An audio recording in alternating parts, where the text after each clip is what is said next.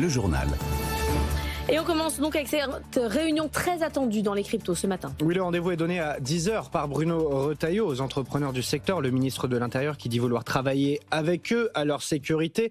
3 jours après la tentative d'enlèvement en plein Paris et face à la multiplication de ces actes criminels, certains investisseurs demandent justement au pouvoir public d'agir plus. D'autres se tournent vers des solutions privées, Eline Lefaou. C'est un cri de désespoir que lance l'entreprise Paymium. La société crypto demande aux autorités une protection immédiate du secteur. À l'image de cette déclaration, beaucoup d'entrepreneurs du milieu misent gros sur la réunion avec Bruno Retailleau.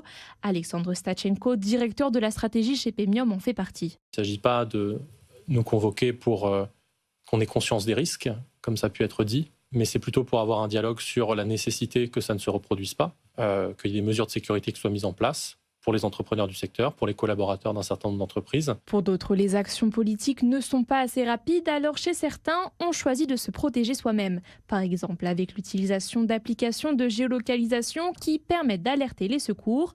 David Abselem, fondateur de Helpus, constate un changement dans les profils de ses utilisateurs. On constate, alors évidemment avec les problématiques liées à la crypto, mais pas que, depuis à peu près 2 mois et demi, on constate une augmentation des téléchargements de plus de 50% par rapport à avant cette période-là. On a eu quelques messages des gens de cette profession-là et d'autres qui étaient en recherche justement de solutions efficaces, rapides, à avoir dans la poche tout le temps, de façon à être rassuré et avoir une solution vraiment opérationnelle. D'autres solutions émergent, changer chaque jour son itinéraire ou assurer une hygiène numérique en ne laissant aucune trace sur Internet. Des fortunés de la crypto se tournent même vers leurs banquiers ou gestionnaires de patrimoine, nous dit-on, pour savoir comment gérer une demande de rançon. Voilà pour l'ambiance du côté des détenteurs de crypto.